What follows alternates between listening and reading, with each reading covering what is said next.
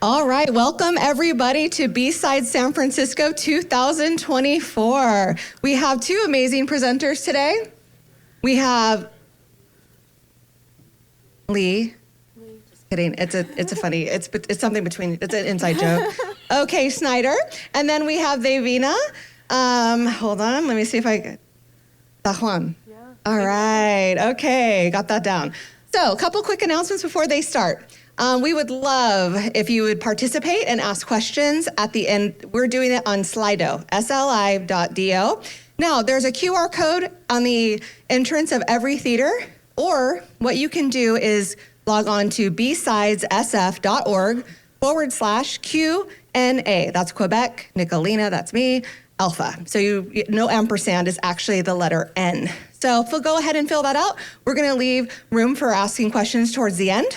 If we don't get to all of your questions during the speaking time, these lovely ladies have offered to be up in City View to answer in-person questions after their presentation. All right, ladies, looking forward to it. Take it away.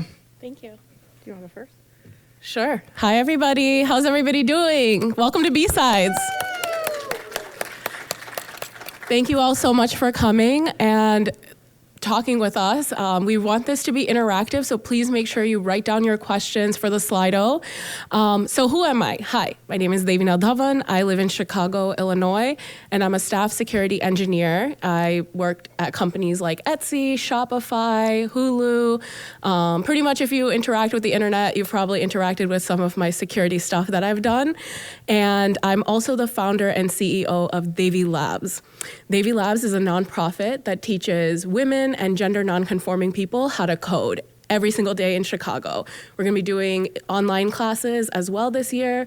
So if you want, follow us on Instagram, and that's where you'll find all of that information. You can follow me on LinkedIn and ask any questions about your career or things like that. I love mentoring people, so you can always message me. My LinkedIn is posted. And me and Lee actually had the honor of working on a project with TLDRSec, so we've linked it here. And you can go check it out for more about our story and advice and things like that we didn't get to today. And then I also wrote a chapter for something called the Security Path. Has anyone heard of the Security Path? Raise your hand. It's a brand new book. Written by a few awesome security people that includes a lot of great information about how to go through security and different people's path through security. So really honored for that as well. Lee?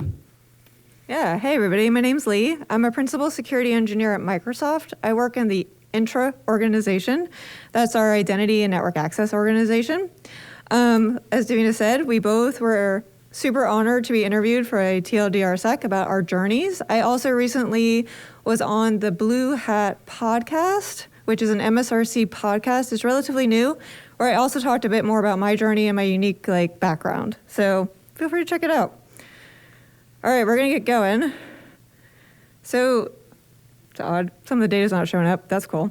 So do you want to go over some of the data points that you added? Yeah. So some of the things that I hear a lot when it comes to security, when it comes to engineering and computer science roles, is around pipeline issues, meaning, there's of course pipeline problems. Not enough women in GNC are going into the CS field, which is what I'm actually seeing at my local university where I'm an alumna. And what we're seeing here is there's people who are coming into the programs, but they're not staying into the programs. And we're gonna talk about retention when it comes to college level, but also work level. But that's why I've included it here. A lot of people don't get the support that they need, especially after becoming moms and things like that, going through really significant life changes. And so we really wanna talk about retaining women in cybersecurity fields, retaining women in engineering fields, and just really helping them grow and thrive and how we can do that. 57% of women in TMT anticipate that they're gonna leave their jobs. People don't feel I have the support that I need in order to stay in my current role, and we don't want that because it took so long to get you here to go through the pipeline. We also wanna talk about women in cybersecurity teams. Oops, I'm sorry. We wanna talk about women in cybersecurity teams. Can I get a raise of hand just so I have an understanding? Are you a woman on a cybersecurity team? Awesome. Keep your hands up, and keep them up if you are one of 2 or 3 women on that team. Okay, we got a lot of hands up, meaning that we have such small diversity in our teams that we feel so lonely. So we're gonna talk about that today too. Do you know if there's like a transition to the other data? Oh, there we go, they're showing up. Look at you. So the other thing we thought was really interesting, and let me actually go back a second because I don't know why animation's being weird. So I was on LinkedIn connecting with people, and I got this announcement that principal security engineer jobs recently increased by 45%. And I was like, I'd love to know what the X and the Y was. Like, I was really fascinated by this. And I was like, can I click on something to get more? It turns out you can't.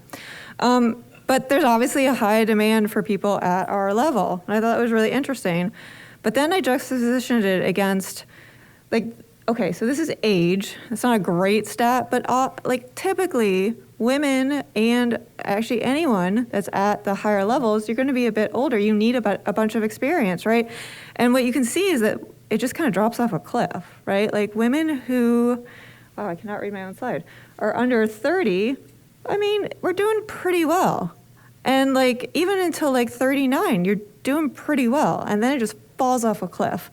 And this is why women end up feeling like they're literally the only woman in the room. Like that, I would actually, how often does that happen to folks in the audience, that you are literally the only woman in the room? Do you want to raise your hand? Like, and how does that make you feel, right? Like it's kind of shocking. And what I thought was really interesting about this data point, at least for me, is I remember not being the only woman in the room. I remember being with other women, and then suddenly I found myself at the principal level, and there were no other women most of the time. Not all the time, thank God, but most of the time. So I thought that was really interesting. All right, so we're going to talk a little bit about what it takes to climb up the security engineering ladder. Do you want to go first? Sure. So everybody, as you'll read in the security path or in the TLDR sec, which is just like a great culmination of paths, you'll see different realities. Lea and I are going to talk about our story, how we got into security, how our path has been. So for me, I was one of 3 women in my graduating class when I graduated with a degree in computer science and a minor in math in 2014. So in 2014, out of 200 students, I was one of 3 women. That's 1%, 1.5%, okay. And as the years went on, I continued to ask for that statistic. I continued to ask, like, how many women are graduating? And year before last, the percentage that was given to me was 7%. We had 700 people graduating, and 49 of them were women in the College of Engineering. That's awful, because where I'm from India originally, yay, Indians, if there's any in the crowd. And where I'm from, the classrooms are filled with 50-50, 50% women, 50% men. So when I would talk to my dad about like, oh, why is there no one in the room? He's like, Devina, don't worry about it. Just keep going, because in India, it's 50-50. Don't worry about the gender thing. So when I started working, and I was still the only female in every security team I ever worked on for 8 years, up until I worked at Shopify for 2 years, where I had a group of 4 ladies on my team.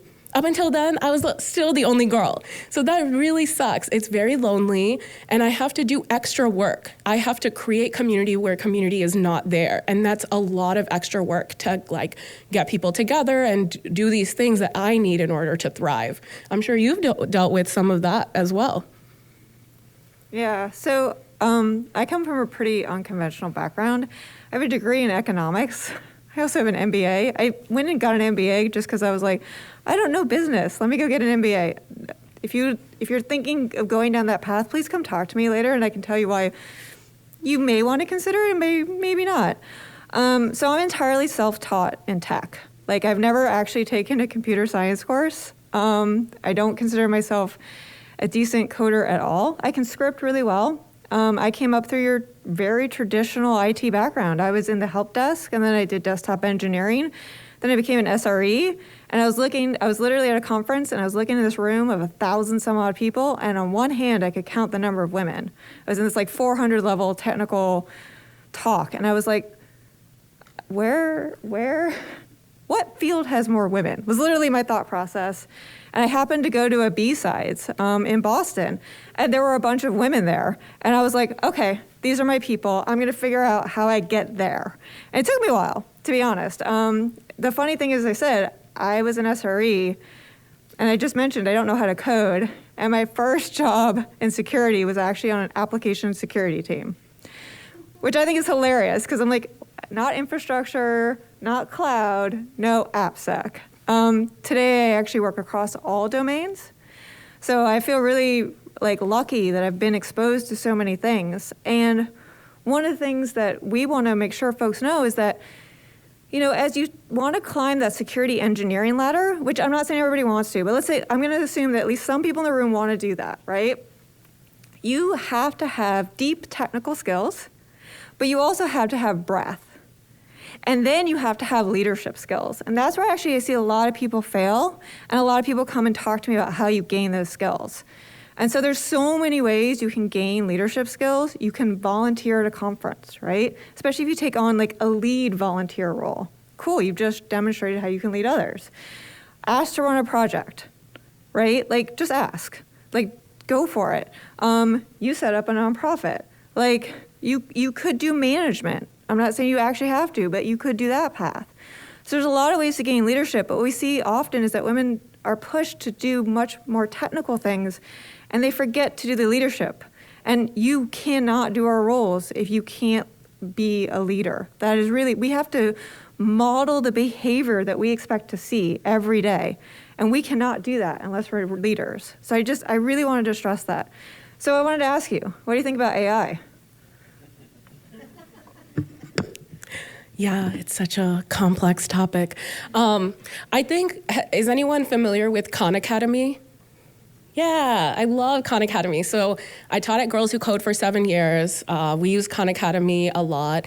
I teach for my nonprofit, Baby Labs now, and we use Khan Academy a lot for that too.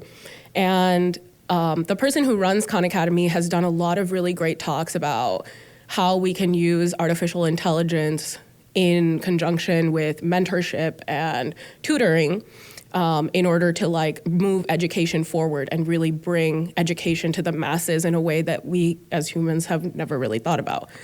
So there's like a lot of really great positives to it, you know, like there will be positives to it, but in my opinion, I think that when it comes to AI, every single one of us has the responsibility to learn about this thing now, and continue learning coding, continue to learn the like how systems integrate with one another, because at the end of the day, security people are going to be the ones that are called when there's like a rogue AI or something and we have to like turn it off.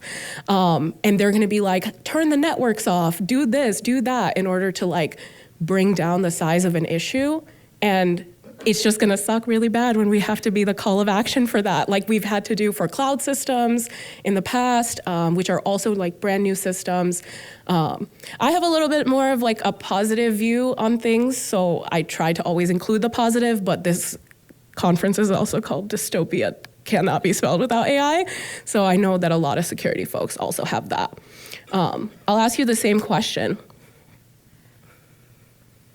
So this is really hard for me. Like, I'm a natural born skeptic. Like, that's probably why I work in security. I'm both paranoid and skeptical. I think it has the power to be amazing, but we have to remember that, to your point, that we need responsible AI. I'm such a huge proponent of that, and we all have a role to play in that. So that's my very basic spiel on AI. I'm super skeptical, but I am totally excited to see where it goes. But please remember, all of us have this big responsibility to make sure it goes well, and that we don't end up with like really terrible videos on the internet that just make us all cringe because we're like, why did you take a celebrity and do that? Like, what's wrong with humans? Like, this was literally my reaction to that one. And just, so that's my call to action for everybody in this room. Please use it responsibly. Please help us use it responsibly. It could be awesome. and it could also be terrifying. I have another question for you before Yeah. we change the slide. Okay, so my question for you is, what is one project that you worked on in your career that you would credit like a switch to, like a promotion to? Like one project that you think that you worked on that was so impactful? Yeah, so when I was at a former company, I actually was very interested in the fact that we kept seeing the same kind of vulnerabilities over and over. I spent 3 months doing a deep dive into the data to try to understand why, as I said, we kept seeing these same vulnerabilities over and over and over again.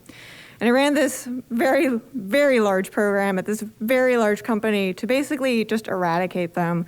What we did is we did root cause analysis, and I worked with the engineers. At the time, I was actually a technical program manager, and we would go through and analyze the data and be like, pick it apart, and we actually successfully eradicated 2 of the largest vulnerabilities we were seeing at the company, in a matter of months. And it was the most powerful and inspiring project that I think I've ever done. And I was just super excited to see the impact. And what I think I was most excited by is that we made developers' lives way easier. And that's what we're all here to, right? We're here to support the people that need us. And that was my favorite project. How about you? Yeah, I just love that question because I just want everyone to understand that those big, scary projects that make you feel like I don't know what I'm doing are gonna be the thing that make up the next portion of your career. So I had joined a company where we were gonna be implementing, me and my manager, hiring manager, were gonna implement Vault Secrets Management. Has anyone heard of Vault? Yeah, by Hashi. Yeah, super cool tool, except it's so hard, man. I think that was one of the most challenging things ever. I went into the interview process. I gave a really good interview, told them exactly how I thought Vault would be stood up, all in theory. But then the actual implementation made me realize that HashiCorp lies to us when they sell us this thing, and it's so complicated. And doing everything in Terraform in such a production-ready way where I only had 4 months to do it, I was so scared. I was so scared all the time. I was working on this project by myself. This was the first time I was a remote employee at a company that didn't really support remotes. There was no one else that was remote except for me on my specific sub-team. And things would change on me all the time. People who were working at the company itself, at headquarters, would make hallway conversations and then change the infrastructure on me. So that was super fun to manage. And how do you deal with that, right? It's not I'm a woman and they're, discriminating against me and doing these things. It's not about that. They're discriminating against me because I'm a remote. And so this was all pre-pandemic. They did eventually realize how life as a remote is at that company after, that the pandemic happened, but it was kind of too late for that. But how did I do it? Well, first of all, you have to go in with some sort of idea of the problem and who you're going to be impacting, your stakeholders. So you want to work very heavily with your stakeholders on what is the problem statement that you're working on. And then you have to figure out what are all of the little infrastructure pieces. So I started at this company as a senior engineer, and within a year and a half, I was promoted to security architect. And that's only because I created this Vault system in such a good and production-ready way that it could be handed over to another team completely to manage without my involvement. After a 1-hour meeting, I was able to pass this entire gigantic package thing, beautiful thing, to another team, and they were able to go and run with it and continue to support it. So as a good engineer, I just want you to know, it's not just about the work that you're doing and how impactful it is, but how can it live past you and how can it continue to grow without you and be nurtured without you. That's what's gonna get you promoted, and we want that for you. Get that coin. All right, so I think the flip side question is, have you ever had a project that failed? Yeah. You want to talk about it? Oh my God.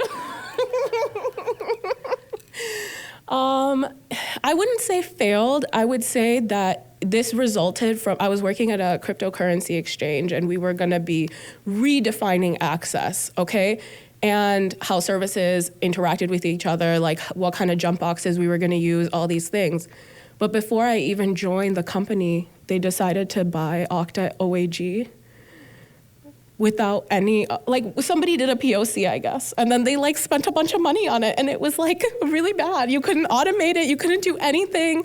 So I think like the only time I've had a project fail, this project eventually took another 2 years in order to finalize. It just recently went into full production. And that's so terrible, you know? So make sure you work with your management and push back on tools at the POC stage if you think they're not gonna work well. It's extremely important because then someone's gonna spend like 4 years trying to work through it and then at the end of the day, just throw it away and build something else. So did you have any projects that failed? Oh yeah. I mean, I actually think like the failure is one of the best projects you can have because you're gonna learn so much from it about yourself, about why it failed. So I was trying to revamp the security review process. I actually had a really great idea. Like, I'm still very proud of the document I wrote to this day. I still think it was one of the best documents I ever wrote.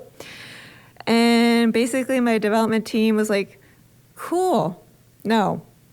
I mean, literally, that was the response. Like, this looks really neat, but we don't want to build this. We're going to go build the thing we want to build. And it was very frustrating. I was like, but you agreed to build my thing. Like, what do I do? And I think for me, the really interesting lesson I got out of that one that I still kind of reflect back on because I'm still not super awesome at this is the importance of escalation. It's a learned skill. As I said, don't think I'm awesome at it. But I wish I had told my leadership much earlier when things were going off the rails. Instead, I was like, I can fix this. I can make everything awesome.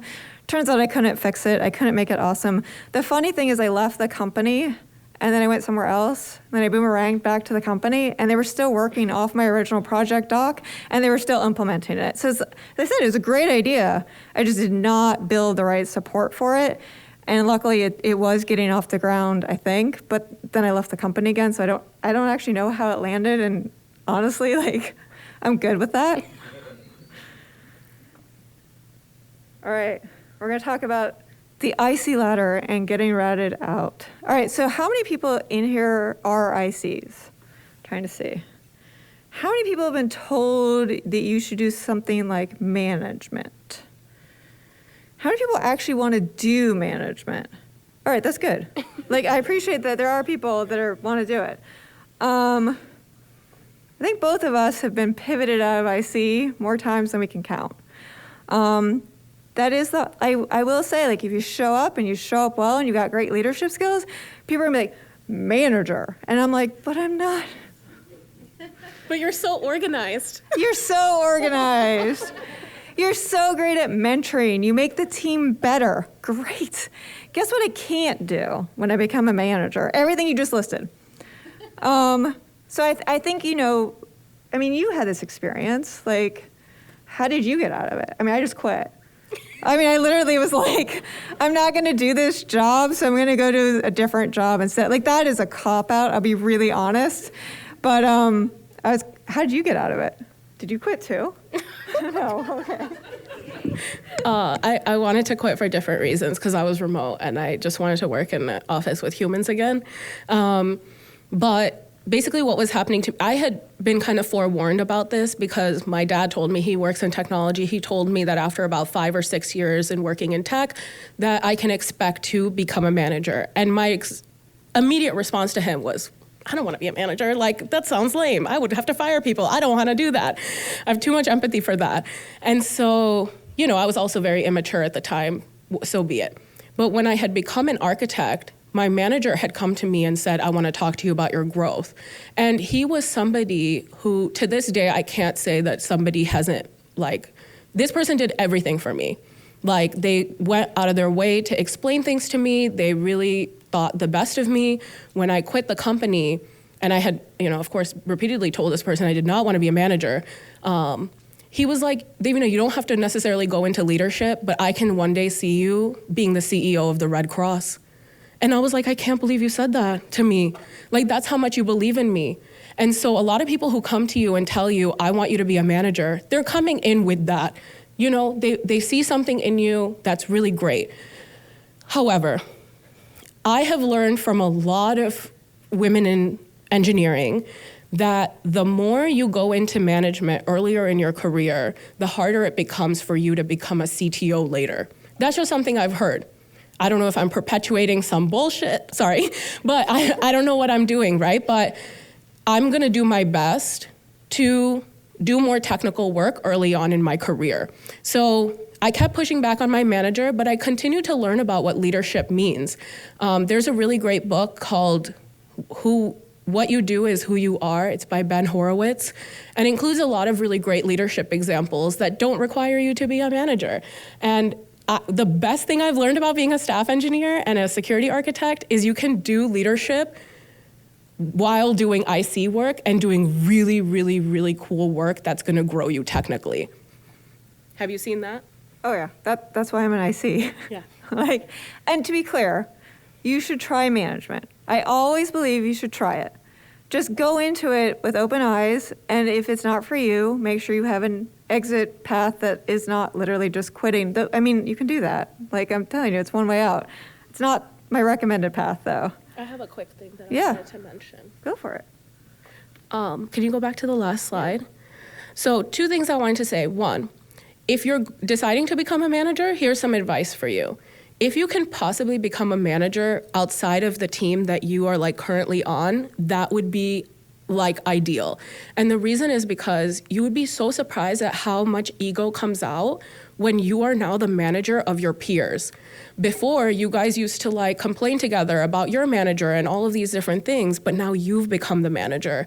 And even if you're a kind and empathetic person and a really great manager, people are still gonna have some way to feel about it. So starting a new role as a manager or growing with some kind of management, training, that would be really helpful. And then you can maybe join another team, okay? The other thing I wanted to say is please take a picture of this IC ladder if you've never seen it before. So a lot of people get confused when they're not in engineering or haven't gone up the ladder, how to have conversations with your manager about growth.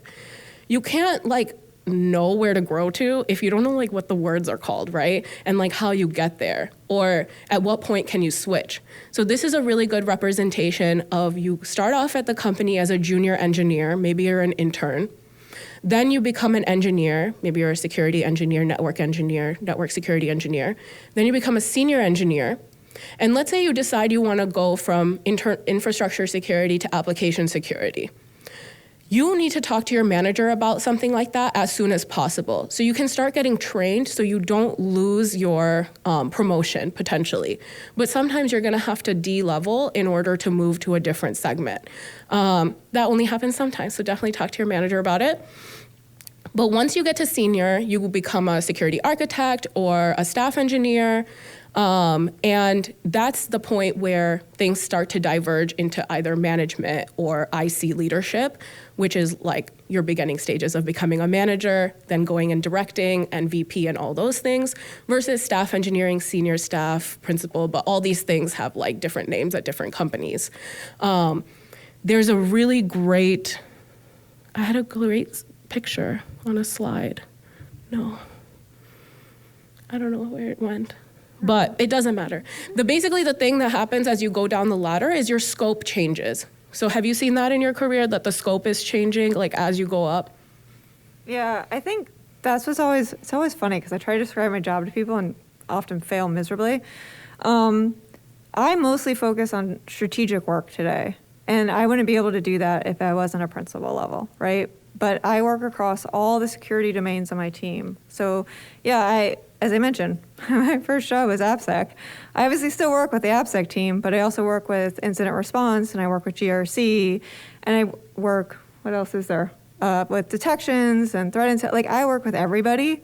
And so that's what I think is really interesting about the scope. Instead of being super hyper-focused on one thing, I have to do everything. And I think that's been a really hard thing to describe to people. People are always what's a day in the life like? I'm oh my God, I don't know how to answer that question anymore. It's not, I don't have a typical day. Do you have a typical day? I think I described this really well in the security path, the percentages and stuff, where it's including operations work, automation work. So there's some technical parts to my role. There's some discovery parts to my role. And then of course, mentorship and things like that. But it's a lot of creating design and infrastructure for the rest of the company to be on the same page when it comes to your security concept, and like convincing other people that this is the route you should go down and like why they should believe you.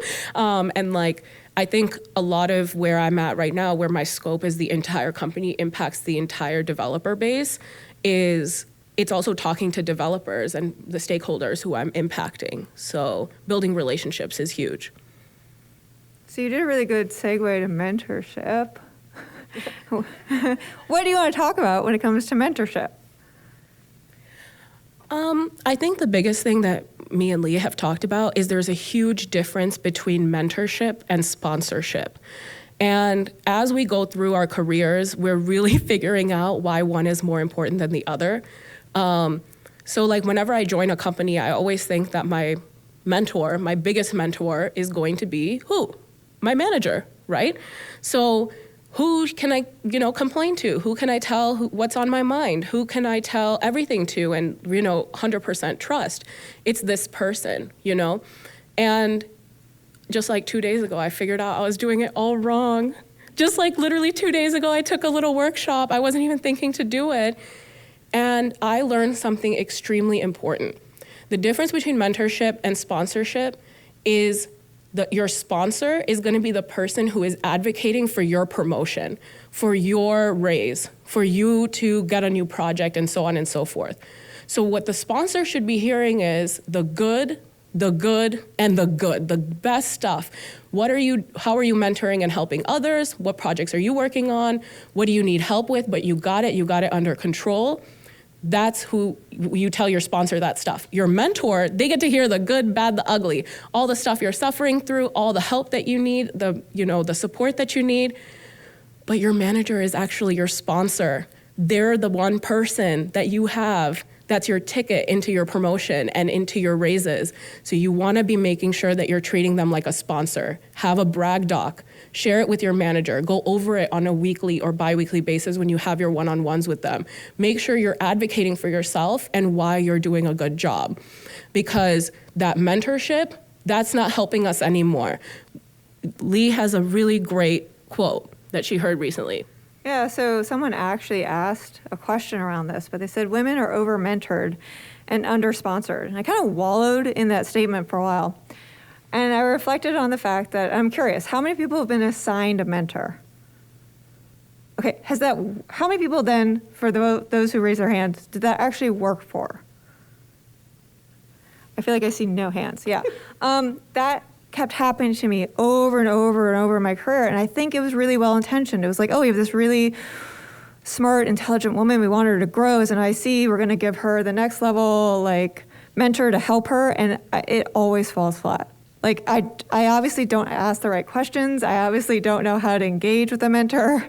You have to pick your own. I can't stress that enough. What I still haven't figured out is how you get a sponsor. So we're still trying to figure out how, sometimes it just happens naturally, but if you feel like it isn't happening, I do think you're right. Go to your manager, have that conversation. So since we only have 10 minutes left, I'm gonna go to the next slide. Well, maybe. I obviously can't use PowerPoint in case anyone's wondering. No, you're doing it just right. This is how it's supposed to be used. I came from a culture that never used PowerPoint. So every time I use PowerPoint, I'm I try to do the animation thing and I just fail. I'm gonna stop. All right, so returning to success. So we talked earlier about being isolated. So what are your thoughts on getting more women and GNC into the room? Yeah, so as I mentioned, usually I'm the one person in the room, the one lady in the room.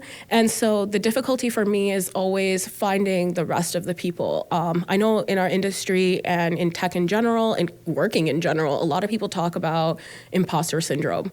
And I really had to sit with that, right? Because I didn't really feel an imposter. I'm an Indian person working in technology. I clearly belong here.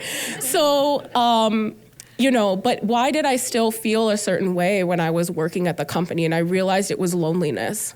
I felt like there were not other people who looked like me or behaved like me or thought like me. So I felt insecure about it and I felt lonely, even if I know I'm a smart person, whatever.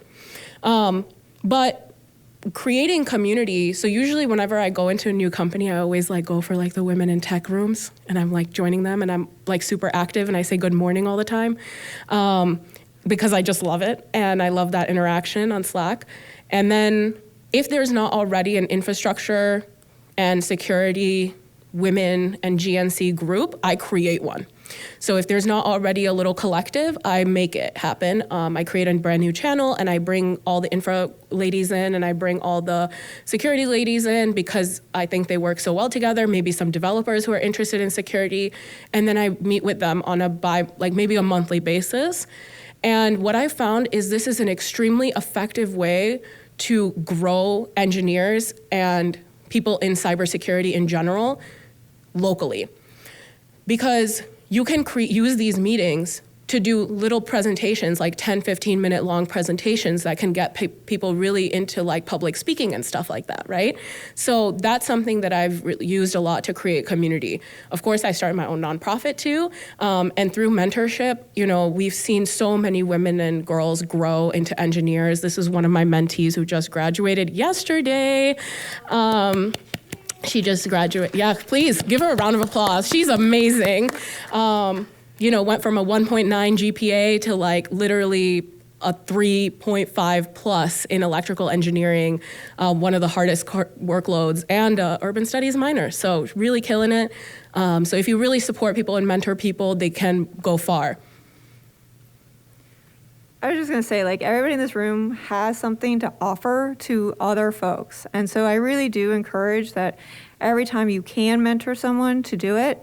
And every time you can sponsor someone, to do it. I am constantly talking up my colleagues, both male and female. To be very clear, I try to talk up everybody. But if someone really goes out of their way, like I literally said to a manager the other day, he was asking what I thought of one of the women on his team, and I was like, I actually got really embarrassed. I'm like, I use colloquialisms, and I don't ever know if they're appropriate or not.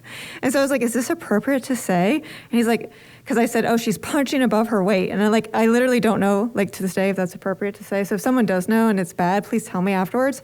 But I was just so impressed. I mean, she's a really junior engineer, and she is absolutely blowing me away. And I just wanted to make sure that he heard that from someone outside, to say, like, hey, this person's a rock star, because every day you can sponsor someone else is amazing. I also obviously participate in a lot of like the ERGs, and I joined the WISIS Western Washington board to focus on mentorship. That's how important I think it is, but I'm really passionate about getting the right connection and not assigning people. So we've got like 7 minutes. Am I doing time right? We would love to take questions. So what do we have? Did we have some from the audience?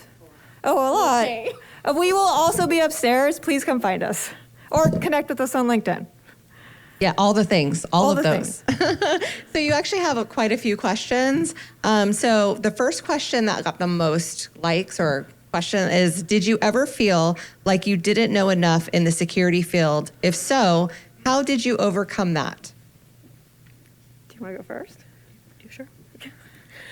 Yeah, so of course we're not going to get to all your questions, so we're going to be at the Microsoft area, me and her, so you can come find us over there.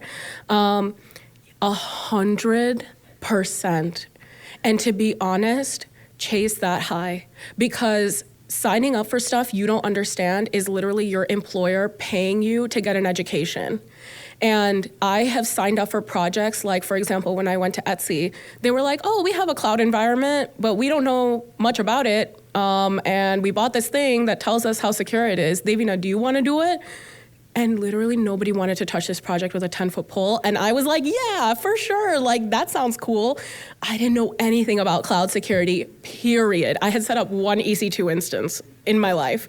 And I rocked that project to the point where this company did not know that much about cloud. I started introducing these concepts.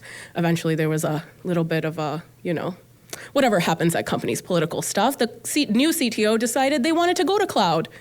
And who is this like more junior engineer who knows everything about cloud, who's showing up at staff engineering meetings? That's me, okay? So like, I was literally in a room full of architects and staff engineers and principals trying to figure out how we're gonna move to the cloud, and I'm the one who's telling them that stuff. So always sign up for stuff that scares you. It's gonna feel really frustrating, but that's where the mentorship comes in. You need your mentor to basically back you and tell you repeatedly, you can do this. Remember that other hard thing you did? You can do this hard thing too. So that's gonna be my suggestion. So I often make this joke, and I'm just waiting for the day that one of my hiring managers gets really mad at me for it. I actually never apply for anything I'm qualified for. Like full up, I look at the job description and go, well, I don't know how to do that, but that sounds amazing, and I want to do that. And that's how I've chased work. I don't actually chase titles. I don't chase money. I don't chase companies. I chase work that looks really cool and is completely outside of my comfort zone. The last role I took was all on breach preparedness. Hey, fun fact, I'd never done incident response when I signed up to do that job. I didn't really know what all was involved. So I just talked to a bunch of people. I just kept asking questions and just letting them tell me things. And so I don't care that I'm supposed to know everything. I'm like, do I know 50% of like what's being listed here? Cool, I'm applying. I'm gonna do what the guys do, and I'm gonna get that role. I am not gonna hold myself back and only apply for the jobs where I'm like, yeah, I can do all that. Like, why would I want that? How am I gonna grow? So I'm super selfish when I apply to jobs. If I can't grow, I'm not applying. And I really stress this, you gotta do that. It's okay to get out of your comfort zone, and you 100% gotta embrace it. I love it. So another question, as female leaders in the security industry, what initial steps would you recommend that a new cybersecurity graduate, female, should take?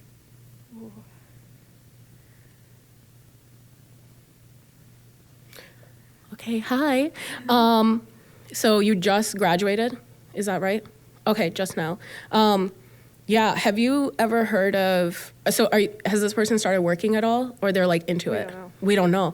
Okay, if you haven't started working yet, download the Juice Shop. Go on google.com, look at Juice Shop OWASP, and like that's what you should Google, and set it up. There's like awesome, like everything is really detailed, and then they also have a really great answer sheet, so you can basically participate in a capture the flags with very low stakes, okay? Very low stakes. It's all on your system, and you're just kind of hacking yourself. And that's honestly what I would recommend. As far as the last question too, I would say the one thing that you have to keep in mind, I'm an overthinker, so I get the perspective where you look at the end of the staircase and you're like so overwhelmed by it. Just please keep your mind and your attention on that first step or that next step that you have to take. Maybe 1 or 2 steps extra, but that's the thing that you have to focus on. When you have a big, overwhelming anything, you just wanna make sure you put it into as compartmentalized little pieces as you can and organize yourself before you move forward, okay? So that's the one thing I'll say. Do you have any advice for up and coming security people? Yeah, I would say like this market is interesting. So anything you can do to stand out is always a good idea. Like that includes things like volunteering, CTFs, bug bounty, anything that shows that you have an interest outside of just what you did academically will really help you a long way. Do we have any more? We can do one more. I think we have time for one more question. Okay, seems like IT is the way into the field. But what if you are coming from another technical field and already mid-career? What path is recommended? So, I mean, like, you're right, I was a tech person. Like, I was an SRE, but, like, I was mid-career. I basically started over, right? I was well on my way. I had actually gotten to principal, basically, and started over, right? I was like, I really want to do security. I'm just going to do it. I think if you have anything that security is about being curious and being willing to explore and being willing to ask questions. So if you do anything that allows you to, embrace creative thinking, you can do security. Do you want any last comments? Yeah, so I would recommend for whoever is like wondering about this to at least go to your local library, check out a book on the subject of the CISSP. Okay, it's the CISSP. It's by a company called ISC Squared, and it's like our certification that a lot of people take. I'm not saying you have to take that certification. It's just gonna illustrate to you the mile-long description of what security actually is and what are all the different domains. Like, how does finance connect into security? How does management, leadership, business interact with security? How does, XYZ thing interact with security, even if it's like computer management or whatever. So that book is really going to help you understand what are the different segments of security and how can you play around in that arena, because security people love to interact with people who come from different backgrounds because it gives us a different mindset that we hadn't thought of before, right? A person who's working in marketing is going to give us a completely different perspective about password management than the local IT person who loves a password manager, right? So. Well, we just want to thank everybody for showing up. And as we said, we'll be upstairs. Please connect with us on LinkedIn. We're happy to chat more. What wonderful synergy these two ladies have. Lea and Devina, thank you so much for your presentation. We have a little gifts for you from one of our sponsors to thank you for your time and energy. We couldn't do this without our sponsors, and the gift bags are actually from Socket Security, so thank you so much, Socket Security. Just so you know, we have an extended break, a 30-minute break in between the next speakers. So feel free to relax, get some fresh air, and also, the bar and chill out space sponsored by Devo is taking orders until 5 p.m. today. And remember, both non-alcoholic and alcoholic options are available. All right, we look forward to seeing you soon. And remember, these ladies are going to be up in the city view to take extra questions. And you can linger a little bit since we have a longer break.